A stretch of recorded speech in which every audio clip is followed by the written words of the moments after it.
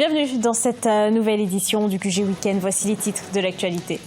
Au Sénégal, le Parlement a adopté la réforme constitutionnelle portant sur la suppression du poste de Premier ministre ce samedi 4 mai. Une révision qui devrait permettre d'économiser plus de 100 milliards de francs CFA. Ce dimanche 5 mai, cela fait 100 jours que le chef de l'État, Félix Tshisekedi, est à la tête de la République démocratique du Congo. L'opposition estime que le nouveau président est prisonnier d'une alliance politique avec le chef de l'État sortant. Et puis au Rwanda, l'entrepreneuriat porte ses fruits pour le jeune chef d'entreprise Duburanga Product. Il emploie une vingtaine de personnes, réalise un chiffre d'affaires relativement élevé et utilise près de 5000 distributeurs dans le pays. Au Sénégal, la révision de la Constitution a été adoptée au Parlement. Après plus de 7 heures de débat, la réforme a été adoptée par 124 voix pour, 7 contre et 7 abstentions. Une révision dénoncée par l'opposition et la société civile. Les explications d'Ela Djindjaï.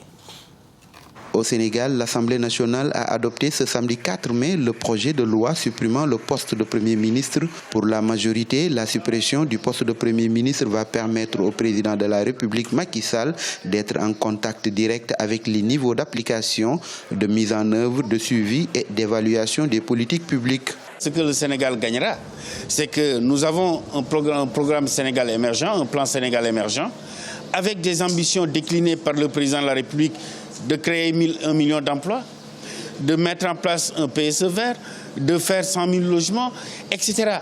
Toutes choses qui nécessitent qu'il faille aller très vite dans la mise en œuvre, d'autant que les ressources financières pour mettre en œuvre ce programme ont déjà été mises en œuvre et validées par les partenaires techniques et financiers. La suppression du poste de Premier ministre va permettre d'économiser quelques 193 milliards de francs CFA dans les 4 prochaines années. Cette initiative du pouvoir est cependant dénoncée par l'opposition et la société civile. Et ce projet ne figure pas sur le programme du candidat Macky Sall à l'élection présidentielle. Le voilà qui veut aujourd'hui supprimer le poste de Premier ministre, renforçant ses pouvoirs. Cela veut dire qu'il n'a aucune idée de l'orientation d'une gouvernance moderne qui veut que les pouvoirs soient délégués sous contrôle pour répondre à plus d'efficacité aux attentes des populations. 22 articles de la Constitution sénégalaise ont été révisés ce samedi 4 mai par la 13e législature. Parmi les innovations, l'Assemblée nationale ne peut plus être dissoute par le président de la République. Elle ne pourra plus déposer une motion de censure pour renverser le gouvernement. Autre changement, un député nommé ministre pourra retrouver son mandat à l'Assemblée s'il est limogé du gouvernement. 24 janvier 2019, 5 mai 2019, cela fait 100 jours que le chef de l'État, Félix Tshisekedi, est à la tête de la République du Congo, démocratique du Congo. L'heure est au bilan pour le 5 président de la RDC. Pour ses partisans, le chef de l'État a répondu aux attentes de la population. Le bilan est plus critique du côté de l'opposition. Reportage de notre correspondant Jacques Mboka. Investi le 24 janvier 2019, Félix Tshisekedi a totalisé ce vendredi 3 mai 100 jours à la magistrature suprême de son pays. Une période durant laquelle le chef de l'État a évolué avec un gouvernement expédiant les affaires courantes. Dans ce contexte, son cabinet, dirigé par Vital Kamerhe, son allié du camp pour le changement, est placé au centre du fonctionnement de l'État. En début du mois de mars, le chef de l'État a lancé un programme d'urgence de 100 jours. J'ai apprécié qu'il puisse faire un petit programme d'infrastructure sur les 100 jours pour marquer les esprits.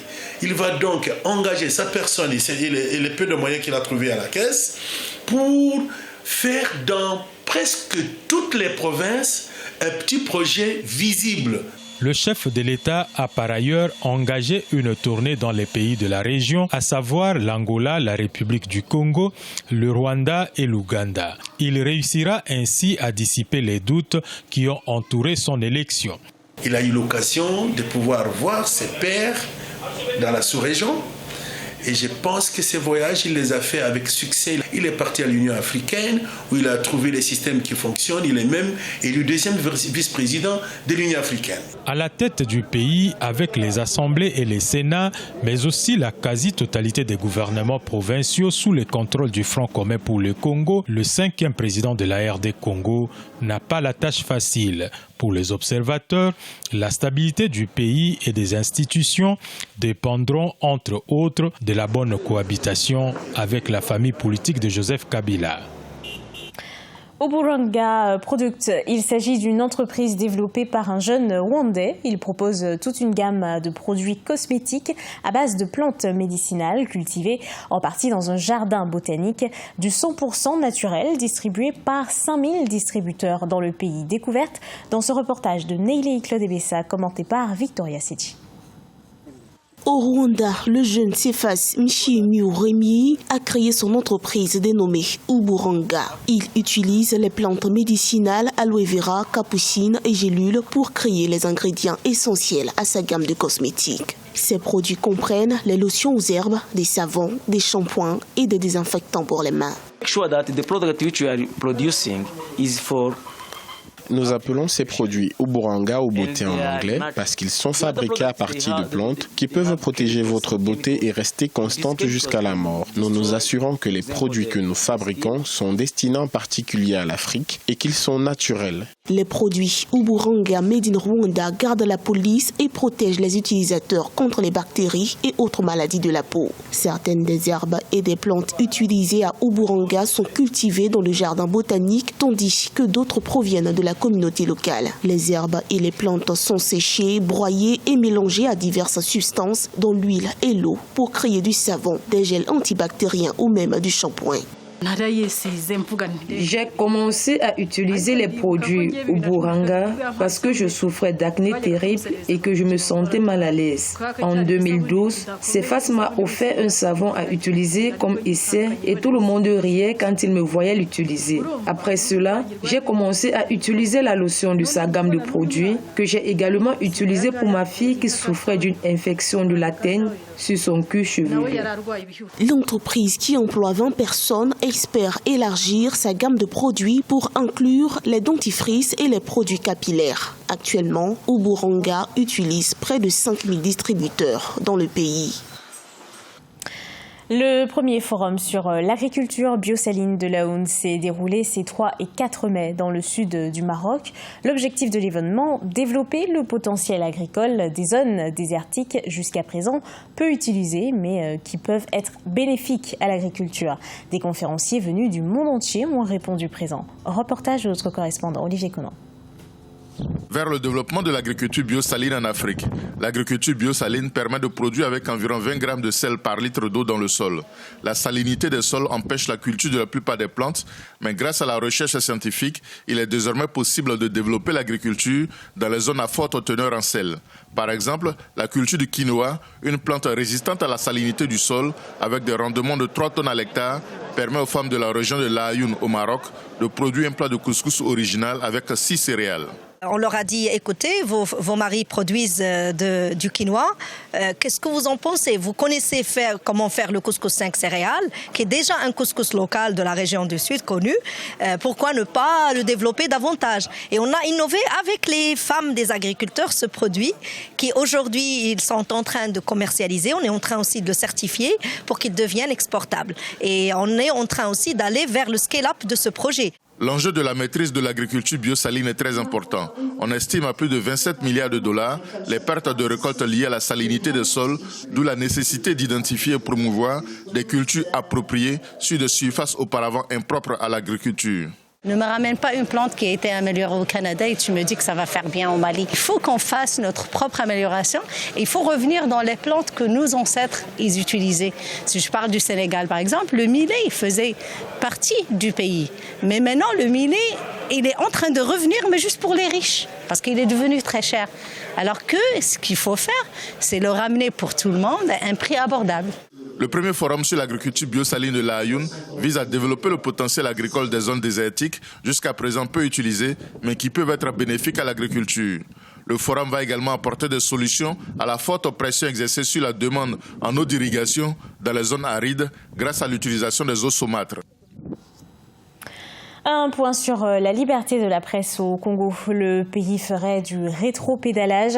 Il occupe cette année la 117e place au classement de Reporters sans frontières, alors qu'il était classé 114e en 2018. Selon les professionnels des médias, publier des informations qui mettraient en cause une autorité est encore un risque. Deva Panzou. La République du Congo occupe la 117e place au classement Reporters sans frontières de 2019. La liberté d'exercer la profession de journaliste est garantie par des textes et ne souffre d'aucune entorse. Cependant, le journaliste congolais exerce dans la peur et revendique une liberté qu'il a naturellement acquise. La peur que vous avez, c'est tout simplement votre incapacité à vivre et à dire la vérité. Mais comment les journalistes peuvent-ils revendiquer ce que naturellement ils ont, c'est-à-dire la liberté? Et comment pouvez-vous vivre cette liberté si vous refusez de vous l'approprier? Selon les professionnels des médias, publier des vraies informations qui mettraient en cause une autorité est un risque. Bien qu'aucun journaliste ne soit en prison, cela ne les met pas à l'abri des intimidations et oblige certains à opérer une autocensure dans le traitement de l'information.